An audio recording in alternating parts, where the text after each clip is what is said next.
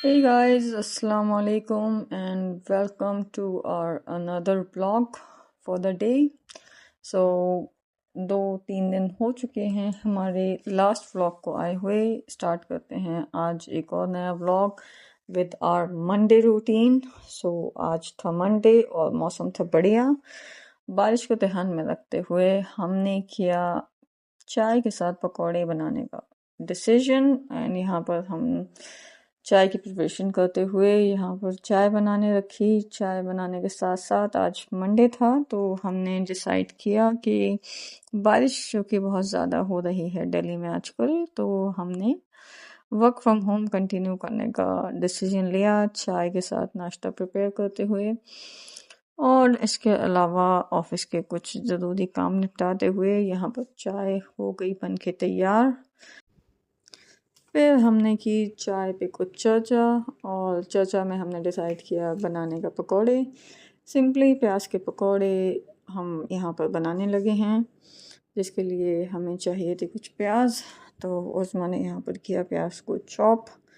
उसके अलावा हमारा कुछ ऐसा मन नहीं था ज़्यादा कुछ इसमें ऐड करने का, because it was Monday and we were quite occupied with our office work at home. But यहाँ पर मौसम की वजह से हमने सोचा कि चाय के साथ थोड़ा तो कुछ ऐड ऑन होना चाहिए। इसके अलावा बाकी तो हमारा काफ़ी बिज़ी स्केड्यूल चल रहा है ऑफ़िस का, क्योंकि यहाँ पर हम लोग फैमिली के साथ नहीं रह रहे हैं अभी, तो हमें यहाँ पर अकेले ही मैनेज करना पड़ रहा है। बट फ़िलहाल अल्लाह का बहुत शुक्र है, अल्लाह बेहतर करने वाला है। यहाँ पर फ़िलहाल उस्मा की प्रिपरेशन पकौड़ों की, इसके बाद बेसन वगैरह मिलाते हुए हमने इसका पूरा मिक्स किया रेडी। और उसके अलावा अभी जो मंडे का रूटीन था वो ऑक्यूपाइड होने की वजह से हमने डिसाइड किया कि हम इसको सिंपल ही रखेंगे, क्योंकि ऑफ कोर्स ऑफिस के काम के चलते हम इतना ज़्यादा व्लॉगिंग पे ध्यान नहीं दे पाते हैं।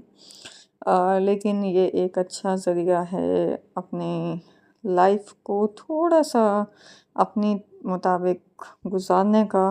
बाकी सम टाइम थोड़ा सा हेडेक भी लगता है जब ज़्यादा बारिश होती है या फिर हम ज़्यादा टाइम अपने आप को घर में अकेला महसूस करते हैं। लगता है कि हाँ, कुछ कंपनी होनी चाहिए, कुछ होना चाहिए जो डेली रूटीन को थोड़ा सा अलग करे। जस्ट एक कॉर्पोरेट मज़दूर बन के नहीं सम टाइम रहना होता है, कुछ अपने लिए भी करना चाहिए, कुछ अपनी खुशियों के लिए भी करना चाहिए। क्योंकि जो भी हम करते हैं इवेंचुअली हम अपनी डेली रूटीन को, अपनी लाइफ को बेहतर बनाने के लिए उस हिसाब से ढालते हैं।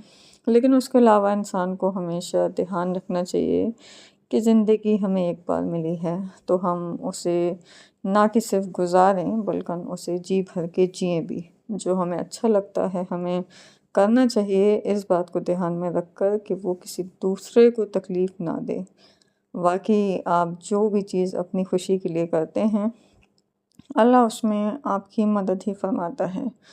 आपको चाहिए है कि अपने आप को पॉज़िटिव रखें, अपने आप को खुश रखें, क्योंकि जो इंसान खुश रहता है उसका पॉज़िटिव बिहेवियर ना कि सिर्फ उसके लिए पॉज़िटिविटी को अट्रैक्ट करता है, बल्कि उसके अलावा उसके आसपास के लोग उसकी पॉज़िटिव वाइब से अट्रैक्ट होकर उससे काफ़ी इम्प्रेस होते हैं। And the universe come together to give you what you want from your life. So always stay positive, stay motivated, hope for what you want in your life. जो भी आपको ज़िंदगी में चाहिए है, आप अल्लाह से दुआ करो और उसके लिए एफ़र्ट करो, आपको वो मिलेगा, आपके लिए बेहतर होगा, उससे बेहतर मिलेगा। और जब आप कोशिश करते हो तो अल्लाह आपको ज़रूर अता फ़रमाता है। और जो कि सब जानते हैं अल्लाह इज़्ज़त देने वाला है। अल्लाह ने कहा है वतुइज़्ज़ु मन तशा वतुज़िल्लु मन तशा। तो आप अल्लाह पर यकीन रख के अपनी मोटिवेशन को हमेशा अपनी आदत में शुमार रखें और कोशिश करते रहें अपने लिए। और इसी तरीके से देखिए बातों बातों में हमने यहाँ पर अपना नाश्ता कर लिया है कंप्लीटेड, चाय और पकौड़े हो गए हैं ख़त्म। लेकिन बारिश जो कि अभी भी चल रही है तो इंस्टेड ऑफ रोटी एंड सब्जी हमने डिसाइड किया कि आज बनाते हैं कुछ अलग। और ये जो आपको प्रिपरेशन दिख रही है ये असल में है आलू की कचौरी की प्रिपरेशन।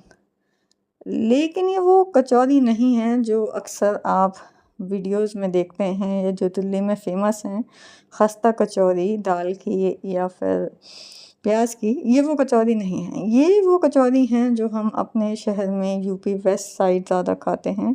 आलू की कचौरी ये जो पानी के हाथ से बढ़ाकर फ्राई की जाती हैं, इसमें आलू की स्टफिंग होती है। इसको आप धीमी आंच पे तेल गरम करके आलू की स्टफिंग को आटे के अंदर फिल करके पानी से बढ़ाकर फिर आप पैन में फ्राई करते हैं। और ध्यान रखिएगा ये थोड़ा सा रिस्की है, क्योंकि जब पानी लगा होता है तो फ्राई होने के टाइम पे ये थोड़ा सा रिस्की हो सकता है। तो इसी तरीके से हमने ध्यान से अपनी कचौरियों को बनाया और फ्राई किया and trust me it was really tasty. ये काफ़ी टेस्टी बन के तैयार हुई थी। प्रोसेस काफ़ी लेंथी है लेकिन रिज़ल्ट्स बहुत ही टेस्टी होते हैं। तो इसी तरीके से हमने अपने लिए लंच किया तैयार। ये हमारी कचौरी हो गई हैं बनकर तैयार। यहाँ पर उस्मा कचौरियों को शूट करते हुए फिर ये देखिए हमारी फाइनल कचौरी बन के आई है बाहर। And I love cooking as I have told you in my last vlog.